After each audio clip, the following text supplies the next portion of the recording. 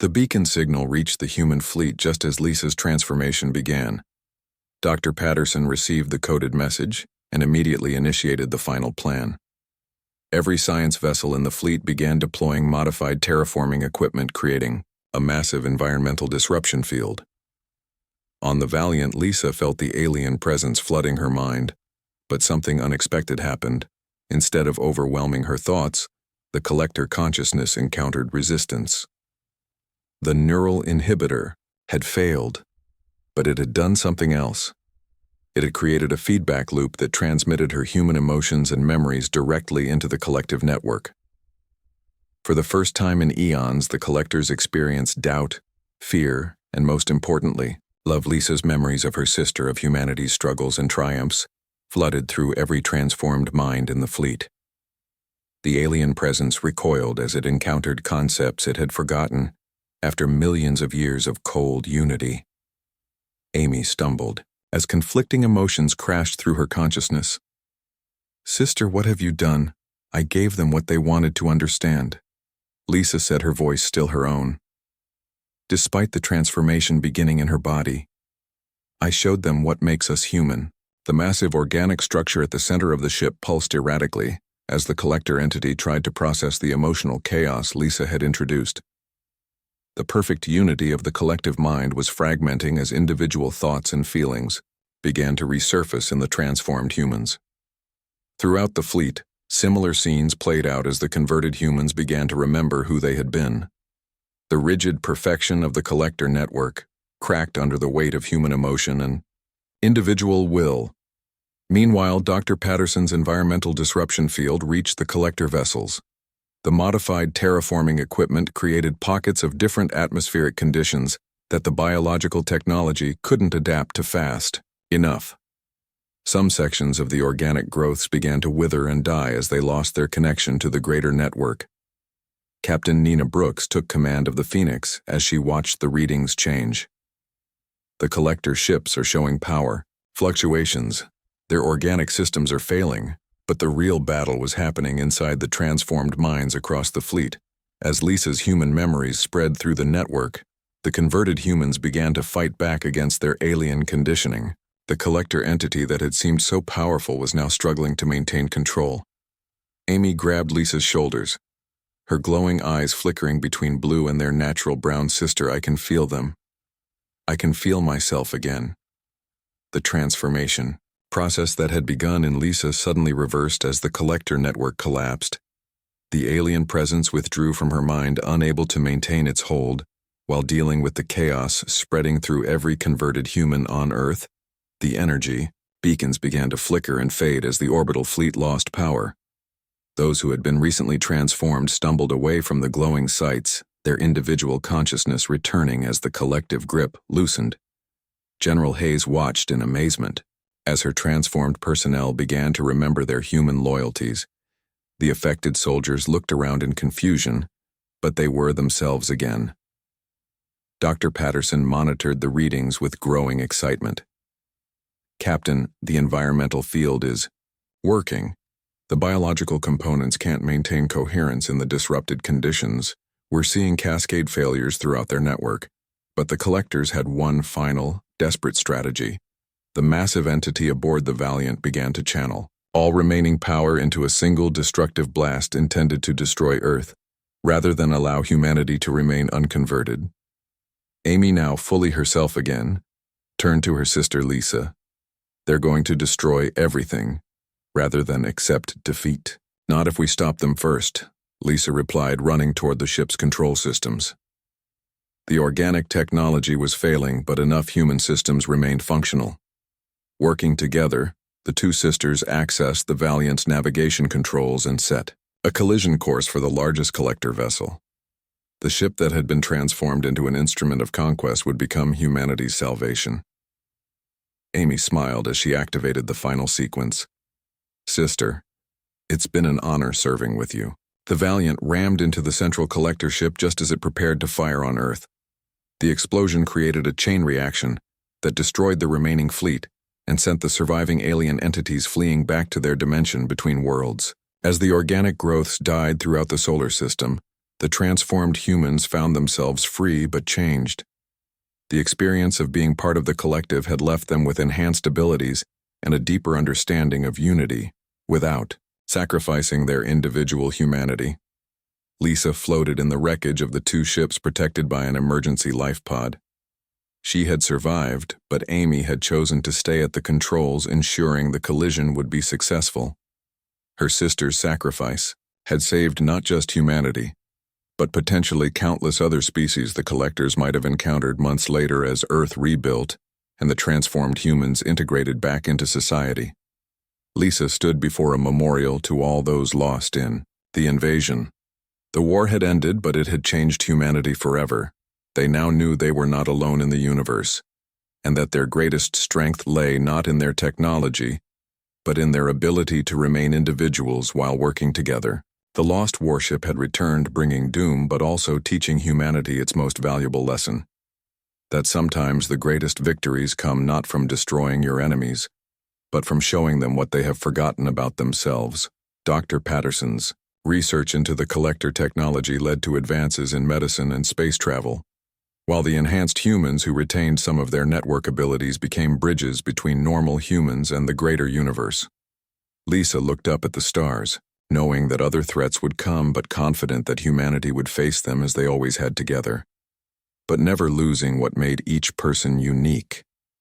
The collectors had failed because they could not understand that true strength comes not from perfect unity but from the beautiful chaos of individual minds choosing to work as one. Amy's sacrifice had saved them all, and her memory would forever remind humanity that love and individual choice were worth fighting for, no matter how powerful the enemy.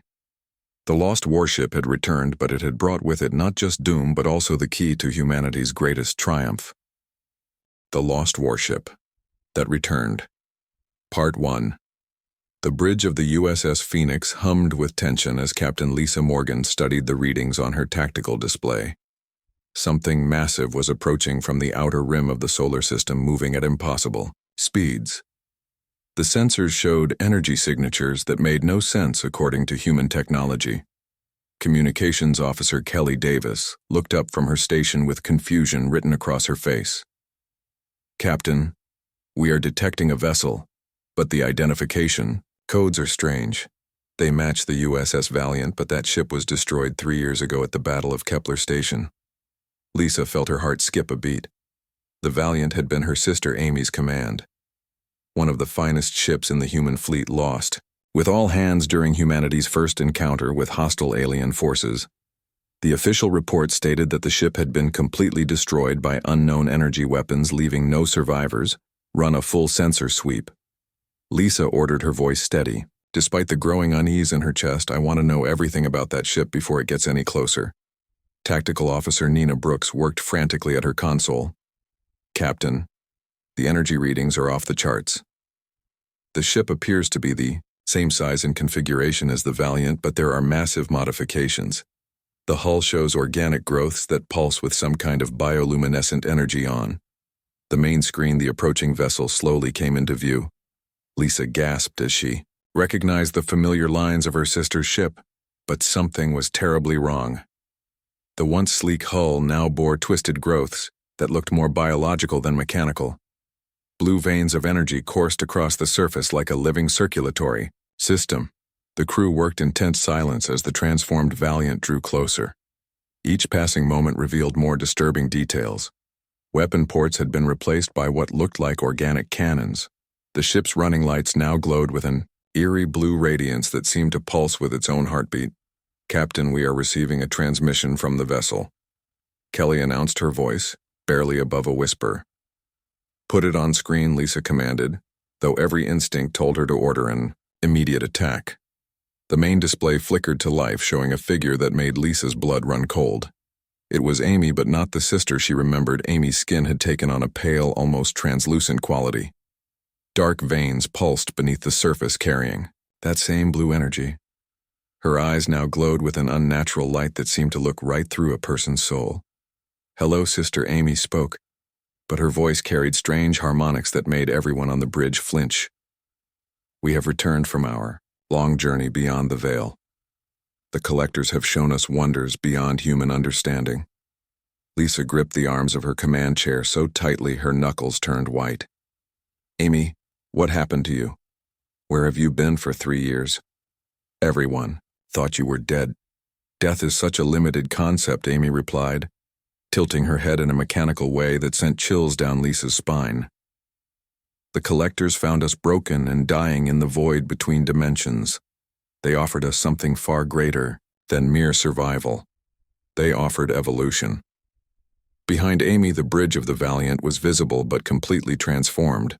Organic growths covered every surface, pulsing with that same blue energy. Strange symbols floated in the air, casting dancing shadows. Across the walls, the crew moved in perfect synchronization, their movements too fluid and coordinated to be natural, Captain. Nina called out urgently. The ship is powering what appears to be weapon systems, but the energy signatures don't match anything. In our database, these readings suggest destructive capability far beyond anything we've encountered. Lisa's mind raced as she tried to process what she was seeing.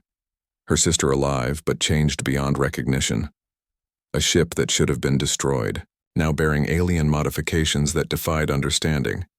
And behind it all, the mention of beings called collectors who existed between dimensions. Red alert. Lisa commanded as alarms began blaring throughout the Phoenix. All hands to battle stations. Raise shields and power all weapons. You cannot stop what is coming, Sister Amy continued as if the conversation was still casual. The collectors have waited eons for a species like humanity. Young enough to be molded, yet advanced enough to serve. Their purpose is, Earth will provide such beautiful specimens for transformation.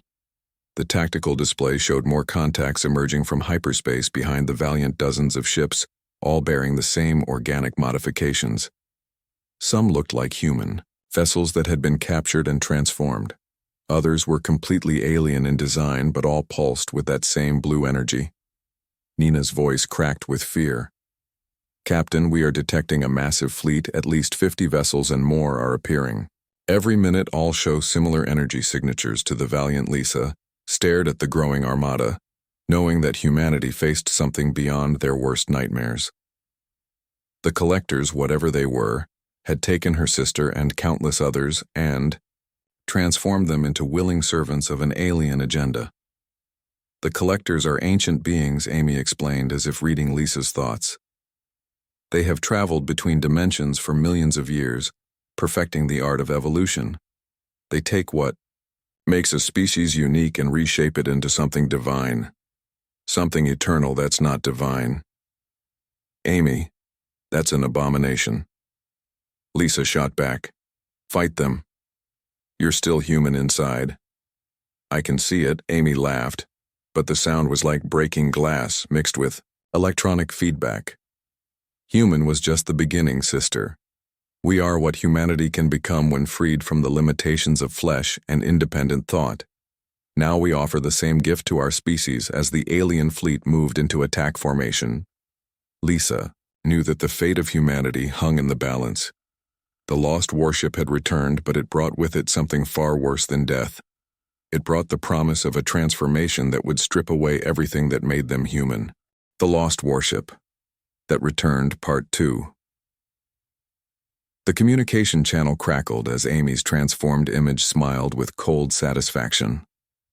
Sister, you have 1 hour to consider our offer. After that, the conversion begins, whether humanity accepts it willingly or not. The screen went dark, leaving the bridge of the Phoenix in tense silence. Lisa immediately turned to her communications officer. Kelly, get me Admiral Patricia Williams at Fleet Command. Priority. Alpha Admiral Williams appeared on screen within minutes, her weathered face showing the strain of coordinating humanity's defenses. Lisa, what's the situation out there? Our long-range sensors are picking up massive energy signatures. Admiral, the USS Valiant has returned, but it's been transformed by hostile aliens calling themselves collectors. Lisa reported, keeping her voice steady. They claim to offer evolution, but what I've seen looks more like complete assimilation. Williams nodded grimly. We've been tracking similar energy signatures, appearing across the outer colonies. Reports are coming in of people walking into strange lights and emerging changed. Their families say they're no longer the same person. On Earth, the panic was already beginning. Strange aurora-like phenomena had started appearing in the night sky, pulsing with the same blue energy that covered the collector fleet. News broadcasts struggled to maintain calm, but social media was flooded with videos of the mysterious lights. Dr. Claire Patterson, the fleet's chief xenobiologist, studied the sensor data from the Phoenix captain. These organic modifications appear to be some form of symbiotic technology. The ship's hull is still metal, but it's been fused with living tissue that enhances its capabilities. How do we fight something like that? Lisa asked, though she already feared the answer. We may not be able to with conventional weapons, Claire replied. The biological components seem to adapt in real time to whatever attacks them. It's like they learn and evolve with each encounter. Meanwhile, on the transformed Valiant, Amy stood before a massive organic structure that pulsed with intelligence. The collector entity within spoke without words, communicating directly through the network that now connected. All transformed beings. The humans show resistance as expected, it conveyed to Amy. Their emotional attachments make them cling to their inferior forms. Amy nodded, her glowing eyes reflecting the entity's radiance. They will understand in time. The gift we offer is beyond their current comprehension. But my sister leads their defense fleet. She knows me well enough to be cautious. Then she will serve as the perfect demonstration. The collector replied. When she sees what we can accomplish, her resistance will crumble back on the Phoenix. Lisa received urgent reports from across human space. The collector fleet was not moving toward Earth as expected. Instead, they were taking positions around key strategic points in the solar system. As if they were setting up some kind of containment field, Captain. Nina called out. We're receiving distress signals from mining stations on the outer planets. The signals cut off abruptly after reporting strange energy signatures approaching. Lisa studied the tactical display with growing dread. The collectors were not rushing into battle. Instead, they were methodically isolating Earth from the rest of human civilization, cutting off escape routes and communication lines. Kelly looked up from her station, Captain. I'm detecting massive energy buildups on the surface of Earth, specifically around ancient archaeological sites. The Pyramid of Giza, Stonehenge, Angkor, Wat. They're all showing the same blue energy signatures. Lisa felt a chill run down her spine. What?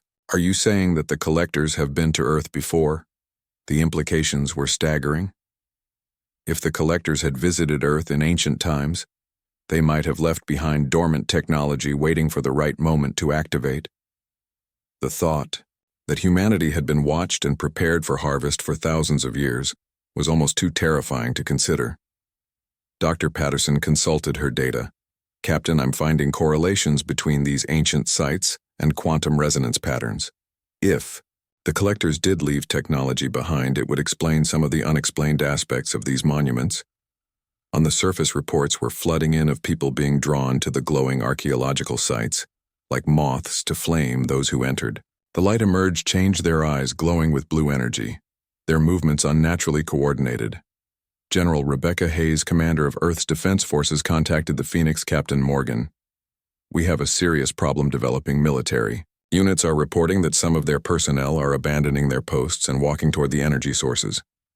We've had to declare martial law in 17 major cities. Lisa watched in horror as the situation deteriorated. Each transformed. Humans seemed to retain their memories and personality, but their loyalty now belonged entirely to the collectors. They moved with perfect coordination, as if controlled by a single intelligence. Amy's image appeared again on the main screen, but this time she was not alone. Behind her stood dozens of transformed humans, all with the same glowing eyes and peaceful expressions. They included military officers, scientists, and civilians from various colonies. Do you see? Sister Amy asked, gesturing to the assembled figures. We have not destroyed anyone, we have simply removed the chaos of individual will that causes so much suffering. Look at them, they are at peace. Those people had families. Lisa said, her voice shaking with anger. They had lives, hopes, dreams. You've turned them into puppets. We have freed them from the burden of choice. Amy replied. The collectors understand that true happiness comes from unity of purpose. from knowing exactly what role you serve in the greater design. The tactical display showed the collector fleet beginning to move but not toward Earth. Instead, they were positioning themselves around the solar system's major population centers, creating what looked like a massive containment grid. Captain Nina reported with growing alarm. They're not planning to conquer us in battle. They're planning to trap us. The entire solar system is being surrounded. Lisa realized with growing horror that the collectors were not interested in a quick victory. They wanted to ensure that no human escaped their transformation. The ancient alien race had perfected the art of converting entire species, and they were applying those techniques to humanity. The hour Amy had given them was almost up, and Lisa knew that whatever the collectors planned to do next would change the course of human history forever. The lost warship had returned not as a harbinger of hope, but as the spearhead of humanity's most dangerous enemy. The lost warship that returned. Part 3. The hour was up and Amy's face appeared on every screen across the solar system. Her transformed features looked serene, but the blue glow in her eyes held an alien intelligence that chilled viewers to their core. Humanity has had time to consider our gift. Amy announced, her voice carrying across all communication channels. Those who wish to join us willingly may approach any of our beacons. The process will be gentle, and you will retain all your memories, while gaining so much more on Earth. Millions of people stared up at the night sky as the ancient sites began to pulse with increasing intensity. The blue energy now formed visible columns of light that stretched into space, connecting the planet to the collector fleet above. Dr. Claire Patterson worked frantically in the Phoenix's science lab analyzing the energy readings. Captain, these beacons are creating some kind of quantum field. If my calculations are correct, they're preparing to transform the entire planet's population simultaneously. Lisa felt her heart sink. How long do we have based on the energy buildup? Maybe 6 hours. Claire replied, her voice grim. But Captain, there's something else I've discovered in the quantum signatures. These aren't just transformation devices. They're also scanning and cataloging every human on Earth. The true horror of the collector plan was becoming clear. They weren't just interested in converting humanity. They were creating a complete database of human consciousness and culture. Everything that made the species unique would be preserved but twisted to serve the collector's purposes. General Hayes contacted the fleet from Earth's surface. Captain, we've lost contact with 30% of our military installations. The affected personnel report that the transformed humans aren't attacking. They're just walking in and somehow convincing others to join them.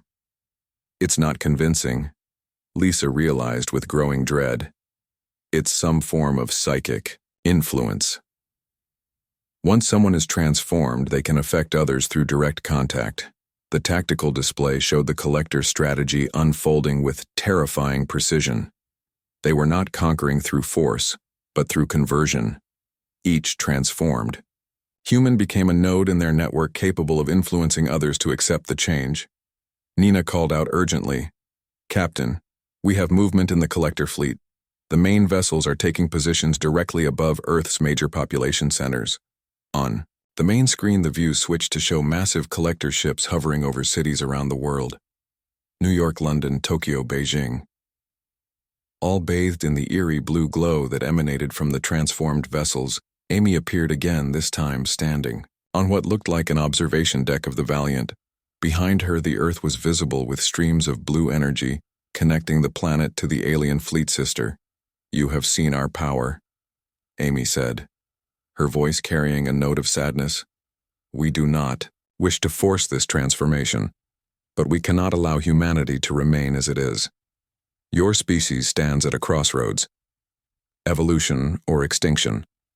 Lisa gripped her command chair, knowing that millions of lives hung in the balance. Amy, you were human. Once you loved Earth, you had friends, family. How can you be part of destroying all of that? We are not destroying anything. Amy replied, we are preserving it.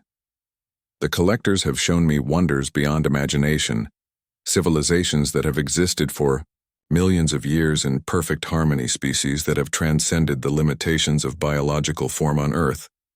The situation was deteriorating rapidly. Reports flooded in of entire city blocks walking toward the energy beacons, families holding hands as they approached the glowing lights with expressions of peaceful acceptance. The transformed humans were not forcing anyone to join them. Instead, they simply stood near the beacons, radiating an aura of calm and certainty that proved irresistible. To many people, the fear and chaos of the invasion melted away when faced with the promise of peace and unity. Captain Kelly announced with barely controlled panic, "We're receiving reports from the outer colonies. The same energy signatures are appearing there as well. The collectors aren't just targeting Earth, they're activating beacon sites throughout human space." Lisa realized that humanity had been prepared for this moment for centuries. The collectors had seeded their technology across every world that humans had settled, waiting for the species to develop enough to be worth harvesting. Dr. Patterson burst onto the bridge with a data pad in her hands.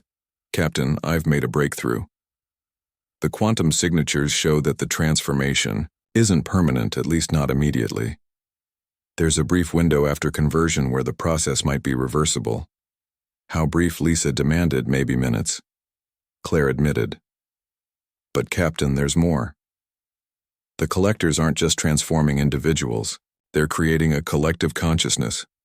Every converted human becomes part of a larger mind." The implications were staggering. If the collectors succeeded, they would gain access to all of human knowledge and experience. Every scientific discovery, every cultural achievement, every personal memory would become part of their vast database. Nina's voice cracked with emotion as she reported, "Captain, my home colony on Kepler Prime has gone dark. The last transmission showed crowds walking toward a massive energy beacon." Lisa watched her crew struggle with the knowledge that their loved ones were being converted or destroyed. She had to make an impossible choice. Try to fight an enemy that seemed unbeatable, or find some way to save at least part of humanity. Admiral Williams appeared on screen, her face showing the strain of coordinating a desperate defense. "Lisa, we're preparing a final strike against the main collector vessels. If we can disrupt their network, we might be able to stop the transformation process." "What about the people who've already been converted?" Lisa asked, though she already knew the answer. Williams' face hardened. "We can't save them. Our priority has to be preventing the conversion of those who remain untransformed." The weight of command had never felt heavier. Lisa looked around her bridge at the faces of her crew, knowing that each of them was facing the same terrible choice: fight and possibly doom their transformed loved ones, or surrender and lose their humanity. Forever, Amy's image appeared one final time, but now her expression had changed. The alien serenity was replaced by something that looked almost like her old self. "Sister, please don't make this harder than it has to be.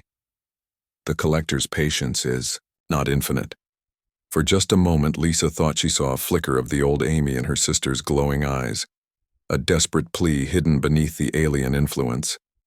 But then it was gone, replaced by the cold certainty of the collective mind. "The final phase is beginning," Amy announced.